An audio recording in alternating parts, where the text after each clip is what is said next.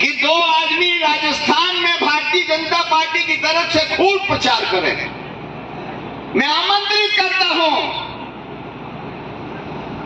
प्रधानमंत्री जी को कि वो चुनाव में रोज आवे, 6 बार या 7 बार तो आ चुके, क्योंकि हम जानते हैं प्रधानमंत्री का चेहरा जब आम राजस्थानी देखेगा तो उसको याद आएगी महंगाई और बेरोजगारी, याद आएगा आदिवासी को कि हमारे मुंह पर पेशाब करने वाली जमात है ये, हमारे आरक्षण को खत्म करने वाली ये जमात है। किसानों को याद आएगा कि किस तरह से 700 लोग हमारे शहीद हुए और किस तरह से कांटे इस आदमी ने लगवाए, किस तरह किसान की बेटियों को बेइज्जत किया गया, यौन शोषण में बेइज्जत किया गया, और ये आदमी मुस्कुराता रहा। तो अमित शाह और ये दोनों आएंगे तो उतना भारतीय जनता पार्टी का नुकसान करेंगे।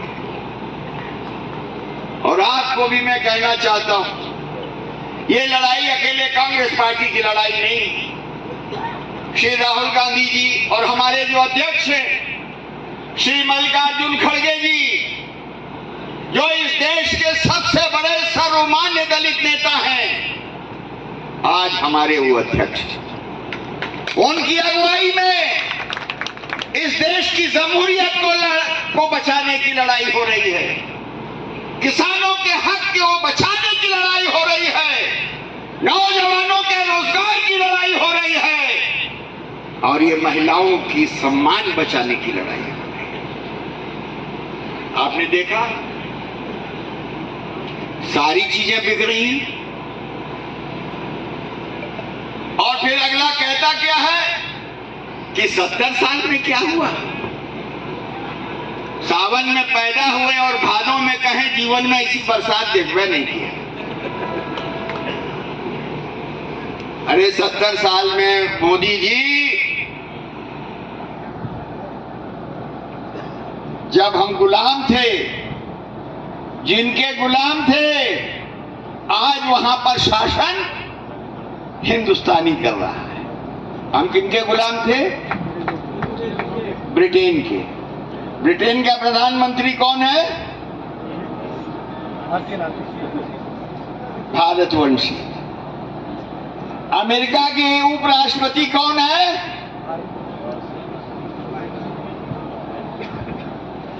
कमला हैरिस,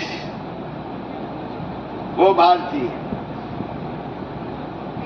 और आपको उन सब चीजों को बेचना है, बेच रहे हैं, अपने दोस्तों को दे रहे हैं, नौजवानों के रोजगार को खत्म कर रहे हैं, लेकिन कह रहे हैं कि क्या किया। आपको बताएं, एक ये 5-7 हजार इसने नौकरी निकाली, और विज्ञान भवन या कहां पर वो अपॉइंटमेंट लेटर दे रहा था। हम कहे कि ये भले आदमी ने पोस्टमैन की भी इनाम खत्म कर दिया। पहले अपॉइंटमेंट लेटर लेके आता था पोस्टमैन, तो घर वाले खुश होके कुछ इनाम देते थे, वो भी उसने खा लिया। आज अगर वो जो काम गार्ड करता है, झंडी दिखाने का काम वो कर रहा है, अगर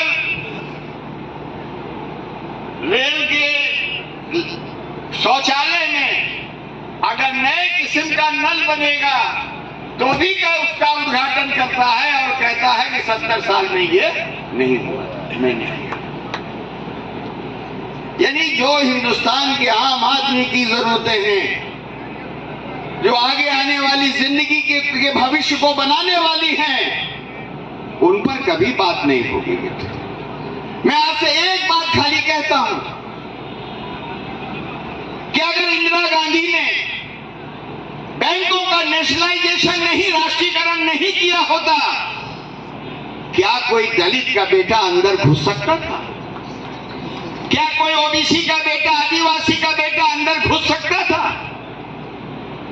क्योंकि वो राष्ट्रीयकरण करके सरकारी किया, इसलिए वहां पर बड़े बड़े अफसर बने और आज उन बैंकों को निजीकरण करने का काम किया।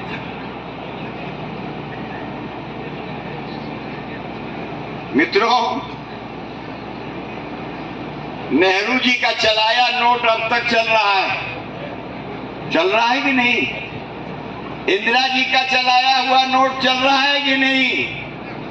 राजीव जी का चलाया चल रहा है कि नहीं?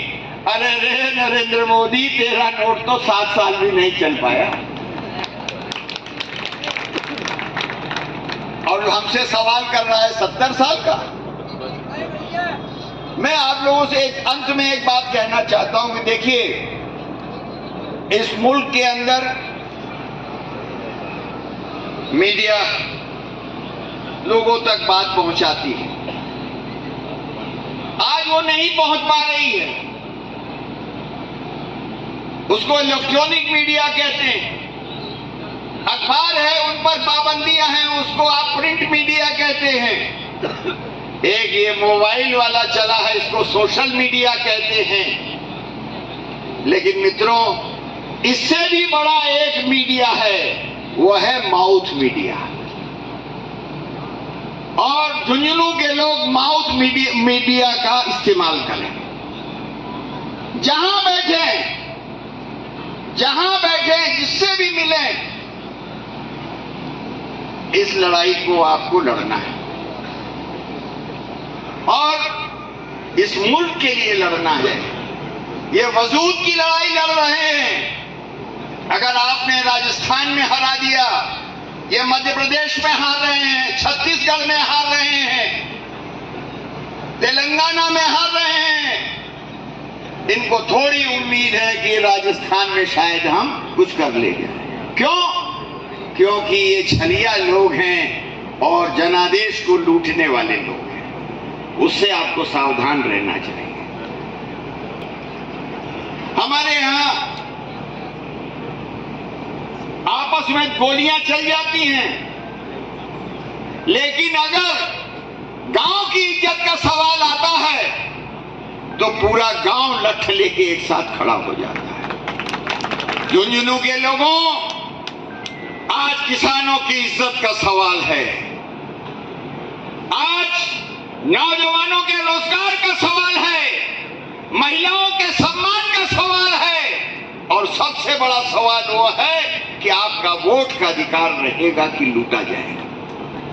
इसलिए जितने भी मतभेद आपस में हो, गांव में हो, कोशिश करिए सारे लोग एक होकर लठ लेकर बाहर निकलें।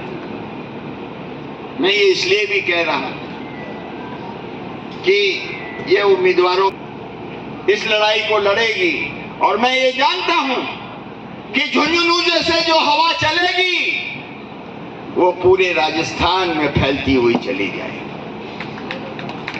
इसलिए चुनाव आने का इंतजार न करिए और उम्मीदवार के डिक्लेयर होने का इंतजार न करिए। ये जिला शीश राम जी थे, राम नारायण जी थे, हरलाल सिंह खर्रा थे, और कितने लोग थे। आपका सम्मान बढ़ा है, आज आपको उस सम्मान को बरकरार रखना है और आगे बढ़ाना है। इसलिए कांग्रेस पार्टी की तरफ से मैं आपको दावतनामा देने आया हूं कि बिगुल बज रहा है, रणभेरी बज रही है, अब आप मैदान में उतरिए। और आपसे बेहतर ये मत सोचिएगा कि कांग्रेस का कोई कार्यकर्ता आएगा।